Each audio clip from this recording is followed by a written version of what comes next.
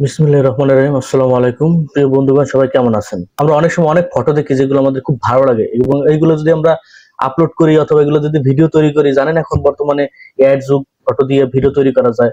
আবার অনেক সময় ফটো দিয়েও কিন্তু এখন ফেসবুকে অনেক সময় ইনকাম করা যায় মনিটাইজেশনের মাধ্যমে।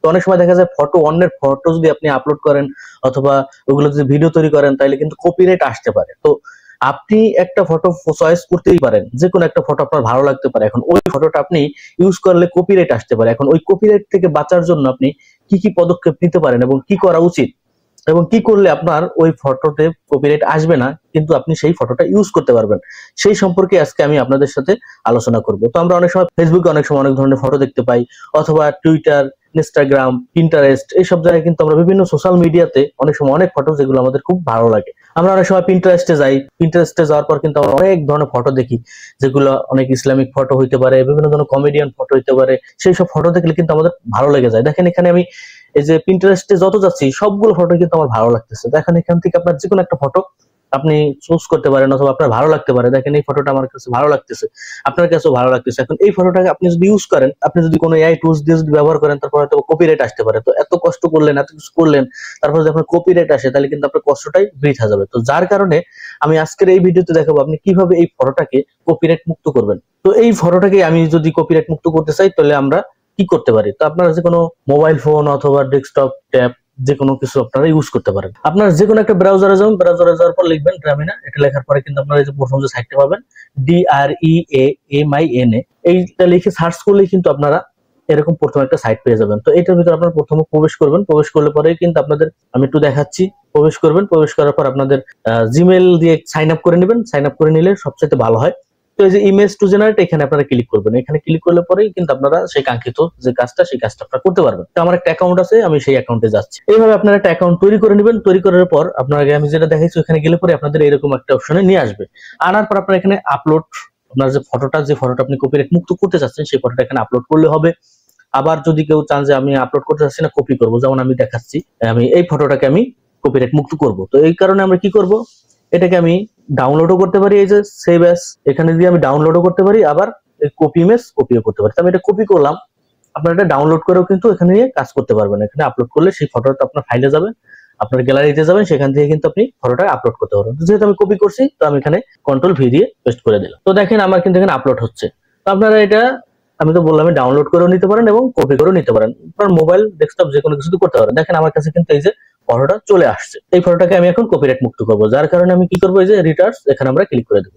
এখানে যখন আমি ক্লিক করে দেবো দেখবেন এখানে প্রসেসিং এর কাজ চলতেছে। তো এখানে আমার এই যে ফটোটাকে সে কপিরাইট মুক্ত করে দিবে। ও কিভাবে করবে, কিরকম হবে, সম্পূর্ণ আমি আপনাদের সাথে শেয়ার করব এবং একদমই বাস্তব প্রমাণ আমি সেটা দিব আপনাদেরকে। দেখবেন যে এই ফটোটা আপনি কত সুন্দরভাবে পাচ্ছেন এবং কপিরাইট মুক্তই পাচ্ছেন। একটু সময় ওয়েট করবেন, ওয়েট করলে পরে কিন্তু আপনাকে এরকম ফটো কিন্তু সে আপনাকে দিয়ে দিবে। তো এখানে দেখেন আমি যে ফটোটা আনছিলাম সেই ফটোটা কিন্তু এই ফটোটাই, কিন্তু দেখেন মানে এটা যে অরিজিনাল যেটা ছিল ফটোটা, সেটা দেখতে কেমন ছিল সেটা আমি আপনাদেরকে দেখাচ্ছি। এই যে এইভাবে ছিল, কিন্তু মূলত যে ফটোটা ছিল, আমরা যে ফটোটা এখানে আনছি সেই ফটোটা এটা, আর আমাকে যে ওটা কপিরাইট মুক্ত করে দিয়েছে সেটা হলো গিয়ে এই যে এটা। দেখেন ওটার ভিতরে কিন্তু অনেকটা পার্থক্য আছে।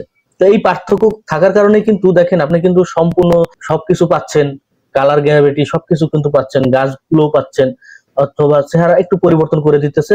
যার কারণে দেখেন আপনি কিন্তু এই যে একই ফটো কিন্তু দেখেন সেই আলোকে কিন্তু আপনাকে তৈরি করে দিয়েছে। তো দুটোর ভিতর কিন্তু পার্থক্য খুঁজতে খুবই কষ্ট হবে, কিন্তু কপিরাইট মুক্ত, বুঝতেই পারতেছেন। দুইটা যখন আপনি এভাবে দেখবেন তখন বুঝতে পারবেন এর ভিতর পার্থক্য আছে। তো আমাদের কিন্তু কপিরাইট মুক্ত হয়ে গেল।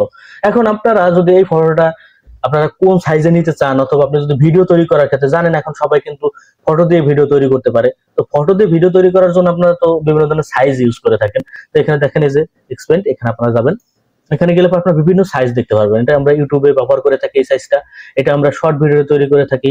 আমরা আরো মোবাইল ভার্সনের যে সিস্টেম গুলো সেগুলো আমরা এখানে দেখতে পাচ্ছি। তো আপনারা যেগুলো ভালো লাগে, আপনার যেগুলো দরকার সেই ধরনের সাইজ কিন্তু আপনারা এখান থেকে ইউজ করতে পারেন। আপনি ভিডিও তৈরি করতে, আপনি যদি শুধু ফটো পোস্ট করতে চান ফেসবুকে, সেই কারণেও যদি আপনার কোন সাইজ লাগবে সেই সাইজটা আপনারা এখান থেকে সিলেক্ট করে দেবেন। ধরেন যে আমি এখানে শর্ট ভিডিও তৈরি করব, যার কারণে আমি এখানে এই যে সাইজটা আমি ক্লিক করে দেব। সাইজটাতে যখন ক্লিক করে দিব দেখেন আমার কিন্তু এই যে লেআউট দিয়ে দেখাই দিয়েছে যে আমার ফটোটা এইভাবে। এটাকে যদি আমরা এখন রেন্ডার দিতে চাই তাহলে আমরা এই যে এক্সপেন্ড, এখানে আমরা যদি ক্লিক করি দেখবেন এখানে তো এই প্রসেসিংটা একটু সময় নেয়, ফ্লেভার সেই শর্টস ফ্লেভারটা কিন্তু আপনাকে দিয়ে দিবে। দেখেন একটু ওয়েট করবেন, ওয়েট করলে পরে দেখবেন আপনাকে কিন্তু এই যে আপনারা চাইলে অন্য কোনো সাইজও নিতে পারেন, সেটা তো আমি বললামই। আমি এই যে এটা দিয়ে শর্টস ভিডিও এখন তৈরি করি, ফটো দিয়ে কিন্তু আমি শর্টস ভিডিও তৈরি করতে পারবো। আমাদের যে কপিরাইট যে প্রবলেমটা ছিল সেই প্রবলেমটা কিন্তু আমরা সলভ করে দিলাম। এখন আমি এই ফটোটা দিয়ে ভিডিও তৈরি করতে পারবো। এখন পরবর্তীতে যদি এই ফটো দিয়ে কিভাবে ভিডিও তৈরি করতে হয় যদি সেটা জানতে চান, তাহলে অবশ্যই কমেন্টে জানাবেন যে এই পরবর্তী ধাপ, যে এই ফটোটা দিয়ে আমরা কিভাবে একটা ভিডিও তৈরি করতে পারি এবং খুব সহজে ভিডিও তৈরি করতে পারি, যে ভিডিওগুলো দিয়ে আমরা কাজ করতে পারবো এবং সেগুলোতেও কপিরাইট আসবে না। এরকম যদি আপনার ভিডিও চান তাহলে অবশ্যই কমেন্টের মাধ্যমে জানাবেন। কমেন্টে যদি আপনাদের হিউজ পরিমাণে যদি রিপ্লাই পাই, তাহলে অবশ্যই আমি এইটা দিয়ে, এই ফটো দিয়ে কিভাবে আপনারা ভিডিও তৈরি করবেন একদম খুবই সহজে, সেটা আমি আপনাদের সামনে নিয়ে আসবো। তো ভিডিওটা যদি ভালো লাগে অবশ্যই সবাই শেয়ার করে দিবেন, ভালো লাগলে লাইক কমেন্ট সাবস্ক্রাইব করে পাশে থাকবেন। নিত্য নতুন ভিডিও পেতে চাইলে অবশ্যই সাবস্ক্রাইব আপনাকে করতে হবে, আর এখান থেকে অনেক ভালো ভালো শিক্ষণীয় ভিডিও আপনারা পাবেন। তো সবাই ভালো থাকেন, সুস্থ থাকেন, দেখা হচ্ছে পরবর্তী আরো কোনো ভালো ভিডিওতে। গুড বাই, টাটা, আল্লাহ হাফেজ।